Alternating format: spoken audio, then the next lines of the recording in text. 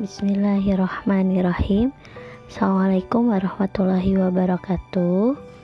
Nah teman-teman, semangat pagi. Insyaallah pagi ini Bu Mary akan berkisah nih, salah satu seorang dijamin masuk surga. Nah coba tebak ya, dia adalah satu dari orang-orang besar Islam, petarung di antara para petarung pemberani, laki-laki di antara deretan orang-orang yang menorehkan pengaruh paling baik dan paling besar dalam penaklukan Islam pertama. Nah, beliau adalah Thalhah bin Ubaidillah. Nah, teman-teman, nih Bu Mary akan berkisah tentang jihad dan keberaniannya. Hari-hari berjalan terus, peristiwa-peristiwa sambung menyambung. Cobaan yang dialami Thalhah bukannya surut, tapi malah makin besar.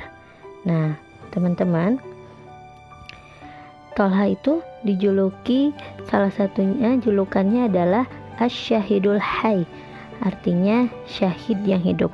Nah, julukan ini diperoleh dalam perang Uhud. Saat itu, barisan kaum muslimin terpecah belah dan kocar-kacir di sisi Rasulullah. Yang tersisa di dekat beliau hanya 11 orang Ansor dan Thalhah dari Muhajirin. Nah, Rasulullah dan orang-orang yang mengawal beliau naik ke bukit, tapi dihadang oleh kaum musyrikin.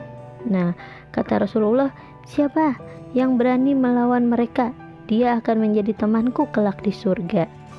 Nah, saya, wahai Rasulullah, kata Thalhah. Tidak, jangan engkau harus tetap di tempatmu. Nah, saya, wahai Rasulullah, kata seorang prajurit Ansor. Ya, majulah, kata Rasulullah. Prajurit Ansor itu maju melawan prajurit kafir yang ingin membunuh Rasulullah. Pertempuran yang tak seimbang itu telah mengantarkannya menemui kesyahidan. Rasulullah terus naik, tetapi dihadang oleh tentara musyrikin. Siapa yang berani melawan mereka ini? Kata Rasulullah. Thalhah jawab nih, saya, wahai Rasulullah, gitu. Nah, Thalhah selalu menjawab yang pertama, teman-teman. Nah, terus kata Rasulullah, jangan engkau tetaplah di tempatmu. Nah, lalu prajurit Ansor menggantikannya. Ia pun gugur menyusul sahabatnya. Demikian seterusnya. Setiap kali Rasulullah meminta para sahabat untuk melawan orang-orang kafir itu, selalu Thalhah mengajukan diri pertama kali, tetapi senantiasa ditahan oleh Rasulullah dan diperintahkan tetap di tempat sampai 11 prajurit Ansor itu gugur menemui syahid, dan tinggal Thalhah nih sendiri bersama Rasulullah. Saat itu Rasulullah berkata kepada Thalhah, wahai Thalhah, sekarang engkau yang maju, katanya gitu. Nah, Thalhah maju, teman-teman. Thalhah maju menerkam musuh dan menghalau mereka sekuat tenaga agar jangan sampai menghampiri Rasulullah. Kemudian Thalhah kembali ke dekat Rasulullah dan menaikkannya sedikit ke bukit. Disandarkannya tubuh Rasulullah yang mulia. Nah, teman-teman, di perang Uhud ini gigi taringnya patah nih, gigi taringnya Thalhah. Nah, kening dan bibirnya sobek, darah mengucur dari muka beliau. Sesudah itu Thalhah kembali menyerang sehingga berhasil mengusir dan menewaskan beberapa orang kafir itu.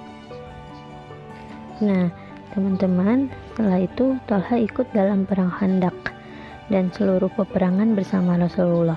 Dia hidup di samping Rasulullah sebagai seorang prajurit dakwah dan seorang petarung Islam. Hidupnya berjalan demikian sampai Rasulullah wafat.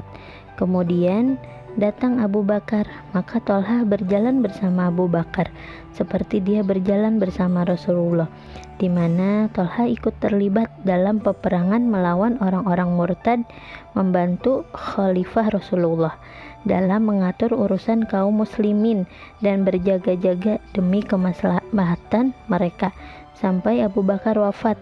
Kemudian datang Umar dan sesudahnya Utsman.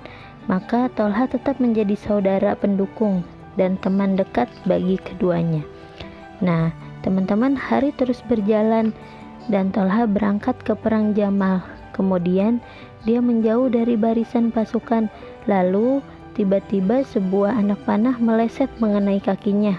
Nah, tapi ada juga nih di sini yang mengatakan mengenai pangkal lehernya, sehingga beliau pun wafat.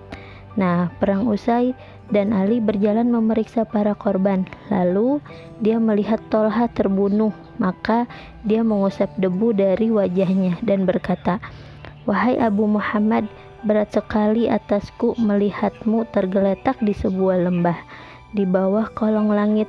Hanya kepada Allah aku mengadukan kesedihan dan kegelisahan dalam hatiku." Nah, teman-teman, itu ya, dengan meninggalnya Tolha, Madrasah Islam kehilangan satu orang besar.